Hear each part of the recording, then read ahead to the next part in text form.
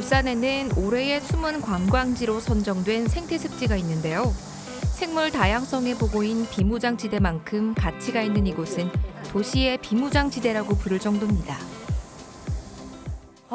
요즘 입에 달고 사는 말이 너무 덥다, 진짜 덥다 이런 말인 것 같은데 그래도 요즘 이 자연을 보면은 정말 힐링이 되는 것 같아요. 그렇죠. 이제 더위도 조금씩 꺾일 때가 됐거든요. 이제 8월도 중순이고 이러니까 그래도 이번 여름처럼 더웠던 적은 없었다.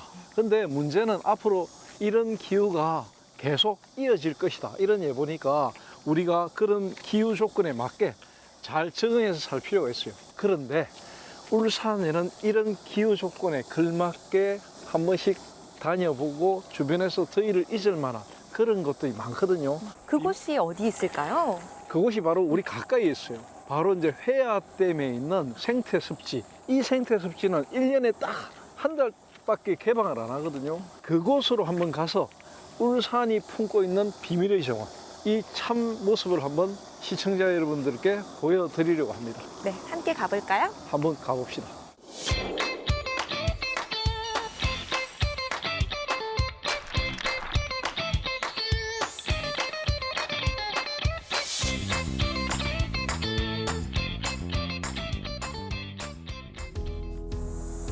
대한민국의 경제 발전을 이끈 숨은 주역 중 하나죠. 바로 회화댐인데요. 최근에 환경부에서 기후위기 대응댐으로 지정하면서 그 중요성이 더해졌습니다. 저희 뒤에 보이는 게 바로 회화댐이죠? 그렇죠. 울산 시내권에서 제일 가까이 있는 댐, 서남댐, 회화댐, 이게 제일 가까운데 서남댐은 공업센터가 만들어질 때 만들어졌지만 이 회화댐은 1986년 굉장히 늦게 만들어졌어요. 울산에 우리 댐들 여러 개 갔잖아요. 그 댐들은 다 정부에서 만들었거든. 이 회화댐은 1986년에 울산시가 주축이 돼서 만든 댐. 그게 좀 특이하죠. 최근에는 또 기후위기댐 해가지고 기후위기 대응댐을 전국에 9곳을 지정했거든요. 그 중에 바로 회화댐이 지정을 받았어요. 그래가지고 이제 수문도 설치하고 물그릇을 엄청 키웁니다. 지금보다 한 몇 배로 키우거든요. 그래가지고 이제 홍수나 이런 거 났을 때 좀 더 대응할 수 있는 그런 댐, 그리고 식수 공급을 좀 더 원활하게 하는 댐, 그런 것으로 바뀌어지는데요. 지금 현재의 크기를 보면은 굉장히 크죠. 네, 엄청 커요. 그렇죠. 근데 생각보다는 지금 여기서 봐서 그렇지 전체적으로 봤을 때는 울산의 5개 댐 중에서 그렇게 큰 댐은 아니에요. 아닌데 이 댐은 높이가 한 30m 가까이 되고 전체 길이가 한 400m 좀 넘는데 이 유역 자체가 한 17만 평방제곱미터니까 울산에 있는 댐들 가운데 뭐 중간급에 해당된다 이렇게 보면 되고요. 40여 년 전만 해도 이곳에는 여러 마을이 옹기종기 모여 있었는데요. 회화댐이 지어지면서 정든 고향을 내줄 수밖에 없었습니다.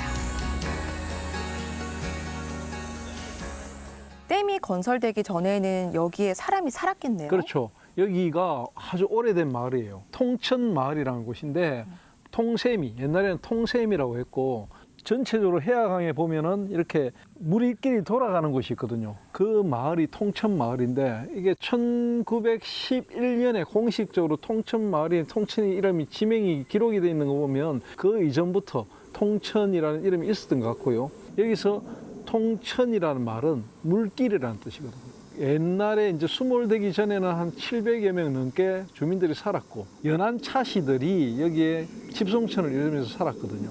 그 전에도 여기에 이제 워낙 비옥한 땅덩어리이기 때문에 많은 농작물들이 수확이 됐고 해화강역에서 물고기들도 많이 나왔거든요. 그래서 이곳에 먹을거리가 많고 이러다 보니까 사람들이 많이 살았던 기록이 있습니다.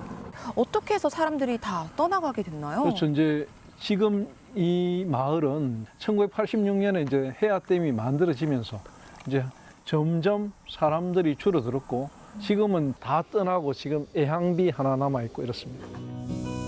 주민들이 모두 떠난 자리에서 홀로 마을을 지키고 있는 건물이 있는데요. 이곳에서는 정몽주 선생이 버금가는 고려 충신의 흔적을 찾아볼 수 있습니다. 들어오는 입구에 옛날 건물이 하나 있네요. 예, 이게 서원이에요. 자암서원이라는 곳인데 이 자암서원은 처음에 만들어질 땐 서원으로 꼭 만들어진 게 아니고 조선조 순조 때 연안 차시들이 자기 집안의 가장 높은 어른 차원부라는 분과 차원부의 조카인 차운혁, 이 두 분을 모시는 어떤 제당을 지어가지고 계속 모시고 제사를 지내다가 동네 아이들을 가르치는 서원을 겸한 거죠. 이게 이제 고종 때 서원 철폐령으로 문을 닫았다가 100년쯤 지나가지고 다시 지어졌던 그런 건물인데, 이게 이제 통천 마을에 모두 다가 떠나고 이 생태습지의 모든 건물들이 다 사라졌는데 유일하게 이 건물만 남아있는 것입니다. 어떻게 해서 유일하게 이 건물만 남아 있는 건가요? 이 건물은 이제 문화재적으로 가치도 있고 조선시대 후기의 서원 양식을 보여주는 좋은 건물이기 때문에 남겨둔 것이고요. 그리고 여기 모시고 있는 차원부라는 분이 또 굉장히 유명한 분이거든요. 어떤 분이냐면 조선시대가 개국될 때 고려조의 가장 말기에 충신 중에 충신이었던 분, 그 중에 한 분이 바로 차원부 선생이었고, 이성계가 위화도 해군을 하고 조선을 개국하기 위해서 이분을 찾아가가지고 공부도 배우고 뭐 여러 가지도 배우고 했거든요. 하면서 새로운 나라를 만들려고 하니까 동참해 주시고 했는데 네. 과감하게 뿌리쳤어요. 그 이후에 이제 이성계의 가장 그 측근이었던 사람 중에 한 사람인 하륜이 이제 주도가 되어가지고 이 차원부 한 80여 명 되는 일가족을 다 평산해서 다 살해해 버렸죠. 그래가지고 세종 때 이분이 이제 신원이 회복이 돼요. 차원부 선생이 신원이 회복이 되거든요. 네. 신원이 회복이 되니까 그때 다시 관직에 등용해가지고 차원혁 그분은 이제 장군으로 이시의 난을 진압하는데 획격한 공을 세우다가 그 전장에서 목숨을 잃는 그런 비운의 집안이거든요. 그 비운의 집안의 어른들을 이 후대 사람들은 이제 어른들이 신원이 회복이 되고 이러면서 벼슬길에 나가고 이래서 번성을 했거든요. 네. 그러니까 어른 두 분을 여기에 모신 겁니다. 서원을 지나면 수풀이 우거진 대자연이 펼쳐지는데요. 동식물에게는 사람의 손길이 닿지 않아 최고의 서식지입니다. 하지만 한때는 수질 오염이 심각했는데요. 이 회화강이 산과 같이 어우러져 있으니까 이 태화강 못지않게 정말 아름다운 것 같습니다. 여기는 이제 회화강 중에서 회화호인데요. 회화가 이제 물이 인공적으로 가두어 가지고 아주 넓은 호수가 되어 있는 그런 곳인데, 울산에 강이 몇 개라고 했죠? 엄청 많다고 들었어요. 5개거든요. 5개인데 제일 위에가 동천강, 그리고 태화강, 그리고 여천강, 그리고 외한강, 해화강이에요. 그 중에 태화강과 해화강의 길이는 비슷해요. 한 100리 정도 되거든요. 한 47km, 48km 되거든요.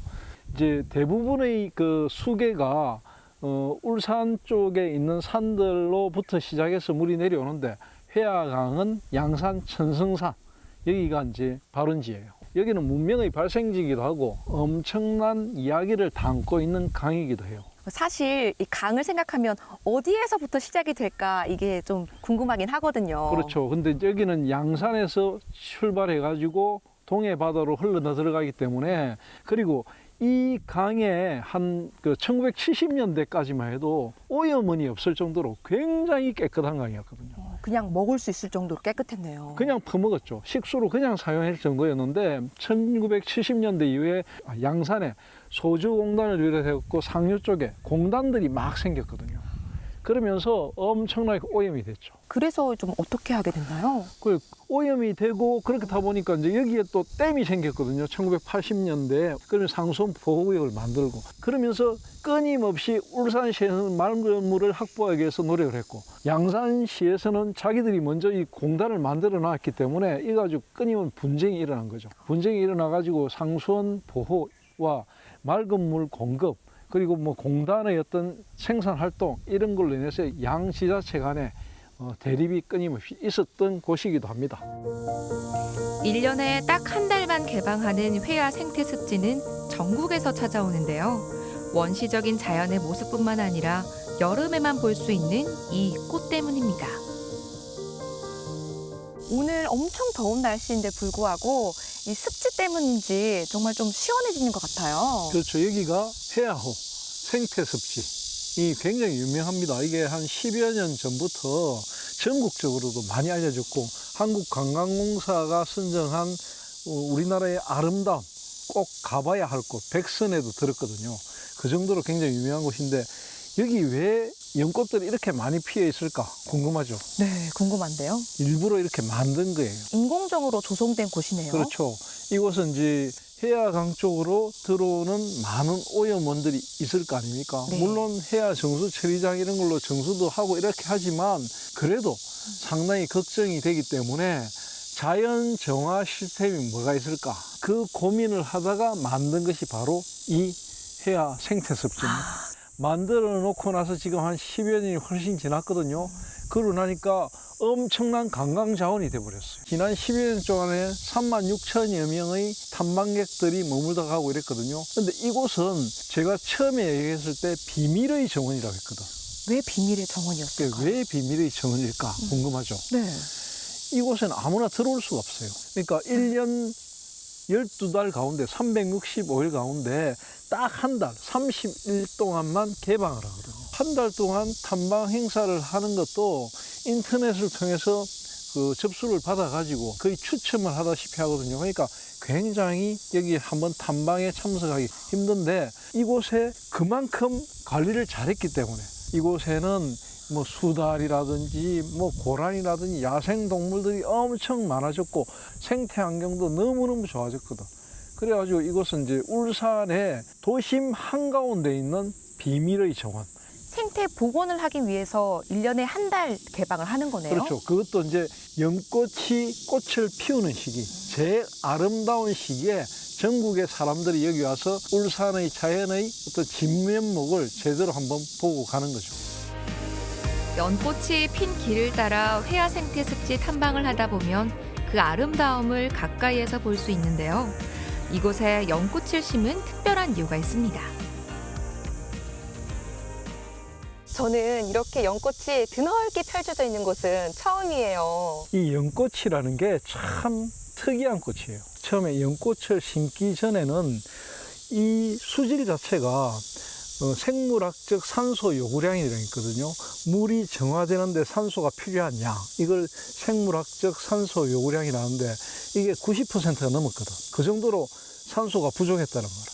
그런데 이걸 심고 나서 시간이 지나니까 점점 줄어들어가지고 지금 58%까지 줄어들었거든요. 그 정도로 수질 정화 기능이 있는데 이 연꽃이라는 것이 이 꽃이 가지고 있는 아주 특이한 어떤 성질, 이런 것 때문에 옛사람인들이 이 우리나라 사람들이 연꽃을 굉장히 좋아했어요. 연꽃은 백년도 있고 청년도 있고 홍년도 있고 이렇거든요. 황년도 있어요. 우리나라에서 굉장히 유명한 연꽃은 홍년이거든요. 근데 이 홍년이 보통 씨가 몇 년 동안이나 살아 있을 것 같아요. 저 알아요. 어떻게 알아요? 2000년 동안 살아있잖아요. 2000년 동안 살아있는 기록도 있는데 네. 그건 일본에서 발견된 거거든요.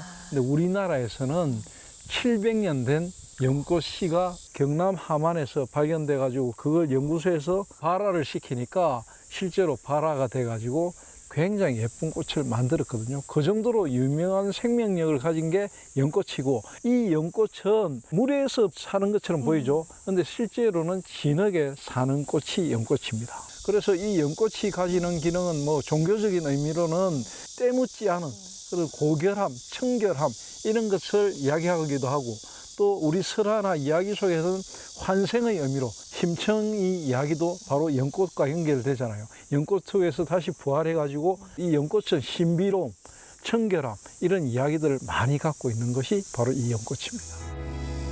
다사다난했던 댐의 역사를 넘어 이제는 대자연의 모습으로 우리의 폼에 돌아온 회화 생태습지인데요. 이 또한 자연의 이치와 닮아 있습니다.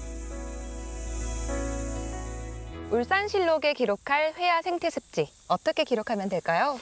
회화 생태습지는 이야기가 참 많아요. 물론 이제 우리가 처음 와서 봤던 그런 자암선이라든지 아주 근대 유산도 있지만 지금 이 댐이 만들어진 과정, 그리고 댐이 만들어지면서 있었던 양산과 울산의 여러 가지 이야기, 그리고 그 때문에 생겨난 습지, 연꽃이 왜 여기에 피어 있는지 이런 것들, 자연 정화 기능 그런 것까지를 다 담고 있는 곳이거든요.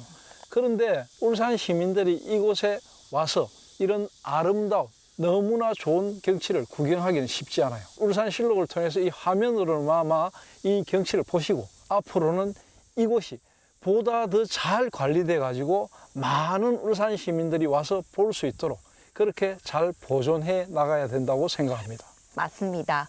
비밀의 정원인 회야 생태 습지 저희가 잘 가꾸고 보존해야 나갈 보물입니다. 맞습니다.